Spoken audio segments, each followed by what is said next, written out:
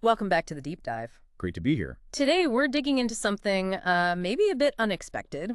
We're looking at the science hiding inside our everyday beauty products. Right, specifically hair care today. Exactly. Think about your hair. It's facing attack every single day, right? Yeah. So our mission is to unpack a specific U.S. patent application, see what secret weapon it might hold for, protecting our hair. We want to see what advancements are really driving things forward. Yeah, and patent applications are, well, they're fascinating for that. They give you this early look, this sneak peek into what companies are actually working on. Before it even gets close to a shelf. Precisely. So the document we're looking at is U.S. Patent Application Publication US 223-029-2904A1. Okay. And it's not just, legalese. It's a detailed plan for an invention. So this gives us a real look under the hood at Revlon. Exactly. It's filed by Revlon Consumer Products Corporation, based in New York. Ah, Revlon. Big name, obviously. Skincare, cosmetics, hair care. They're huge. Brands like their own name, Elizabeth Arden, Almay.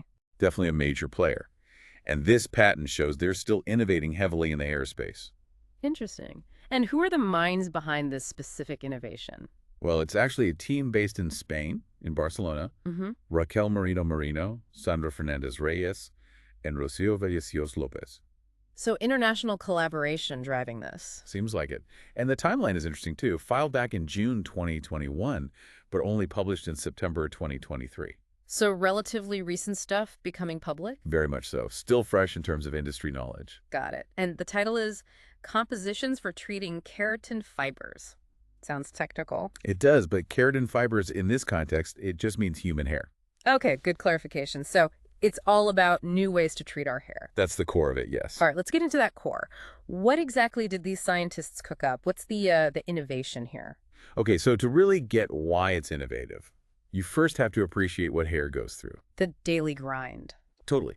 Hair has this natural structure, right? A core, the alpha helical part for strength, and then the outer cuticle layer for protection. But environmental stuff, UV rays, pollution chemical treatments like coloring, perms. And heat. Lots of heat. Oh, absolutely. Heat styling is a huge one. Blow dryers, flat irons, curling wands, they all cause physical damage. Like what kind of damage are we talking? Think tiny cracks or fissures on the surface. Yeah. Loss of moisture, which is crucial. Breaking down hydrogen bonds inside the hair. Which leads to? Frizz. That's a big one. And generally, hair just becomes weaker, duller, harder to manage. A familiar story for many, I think. Yeah. So what's Revlon's proposed solution in this patent?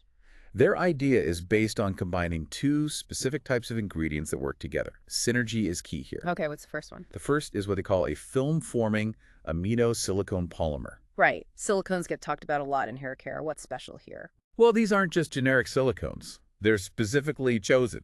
Things like polysilicone 33, polysilicone 35. The patent lists quite a few. Okay. And they're aminosilicones, which suggests they have properties that help them adhere better to the hair.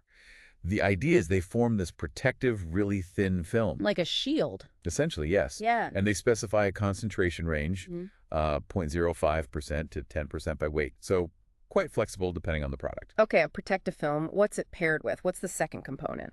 The second part is, let me get the term right, a silane derivative of a hydrolyzed protein or peptide or amino acid. Whoa, okay. Break that down for us. Yeah, it sounds complex. Hydrolyzed protein just means proteins like keratin or collagen broken into smaller bits so they can actually penetrate or interact better with the hair structure. Your repair ingredients. Exactly. But the clever part is the silane derivative. Think of the silane as like a tiny chemical hook or anchor. It links onto these protein fragments and then helps them bond much more strongly to the hair fiber itself. It enhances the deposition and durability. Ah, so it makes the repair ingredients stick better and last longer? That's the idea. They list examples like hydrolyzed keratin, PG-propyl methylselenidiol, basically different proteins hooked onto the silane structure. And the concentration for this part. Similar range, also 0.05% to 10% by weight. Got it. So a protective silicone film working hand in hand with these anchored repair proteins. And they mention it's in a cosmetically acceptable medium. Yeah, that just means it's formulated in a base, like a cream or a spray or a serum that's safe and feels okay to use on your hair. Standard stuff. Okay, the science sounds promising, but what does this mean for you, the person using the product? What are the claimed benefits? This is where it gets really practical. The patent makes some strong claims, especially about common frustrations. Top of the list, exceptional anti-frizz effect. Always a big selling point. Do they measure it? They did, actually. They used something called the Frizz reduction factor, or FRF. It's a quantitative score. Numbers. Good. What did they find? Okay, so in their tests, untreated hair had an FRF score of 26.2. That's the baseline frizz level. Right. The compositions they tested, labeled CC1 to CC6, had scores like -17, -57, even down to -69 in one case. Whoa, wait. Negative numbers. Yeah, with this scale, lower is better. More negative means less frizz compared to the control. Yeah. Going from +26 down to almost -70, that's a huge reduction. That's a dramatic difference. Okay, so potent anti-frizz. What else? The other major claim is superior heat protection.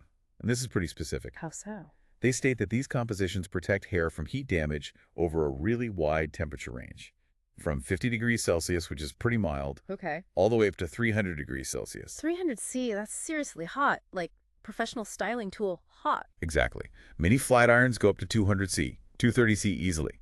So this covers that range. And it's not just a quick blast of heat.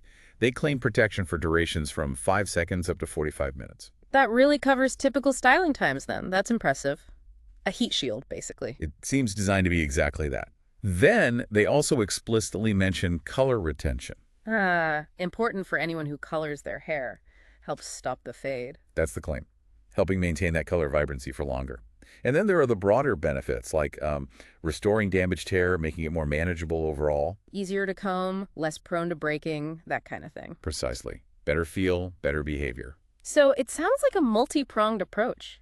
Anti-frizz, heat shield, color lock, and general repair and manageability. That's a good summary of the claimed benefits, yeah. How do they suggest using it? Is it complicated? Actually, the application process described seems pretty straightforward. Adaptable for home use. Okay. Typically, you'd wash your hair first, maybe shampoo. They use a Revlon neutral shampoo in their example. Then apply the composition. Leave it on. For a certain time, yeah. And here's where it's flexible. They mention treatment times anywhere from just 5 seconds. Really? That quick? Up to 45 minutes. Yeah. Which suggests it could work in, say, a rinse-out conditioner format, or a leave-in treatment, or even a more intensive mask. Interesting. And then rinse and dry. Usually rinse, then dry, yeah. Yeah. Seems designed to fit into a fairly normal hair care routine. Okay, reflecting on all this, what really jumps out at you from this patent? For me, it's seeing the level of molecular engineering going into something like frizz control. I agree. For me, it's that deliberate combination. It's not just throwing ingredients together. It's the specific pairing of that film-forming aminosilicone with the silane-anchored proteins, that targeted chemistry. Right. It really underscores that significant leaps in beauty performance often come from deep R&D, understanding how these molecules interact with the hair structure. It shows how science really does drive beauty. So what should someone listening take away from this? How can they use this info? I think the biggest thing is to become an ingredient detective. You don't need a chemistry degree. Just pay a bit more attention. Exactly. Look past the marketing on the front. Right. Flip the bottle over. When you see terms like polysilicones, or you spot those longer names with hydrolyzed protein and silane or siladiol in them, you can start to recognize, okay, this might be using that more advanced targeted technology we talked about. It helps you identify potentially higher performing products. Spotting the science clues. Yeah. And it also points to this trend of multi-benefit products. This single composition aims to tackle frizz, heat, color fade, damage, manageability. All in one. Right. We're seeing more of that, products trying to be efficient, comprehensive solutions, ideally backed by solid science like this appears to be. It's about getting more bang for your buck and your time. Definitely. And finally, it helps you look beyond the hype. Remember those frizz reduction factor numbers? Yeah, the negative scores. Right.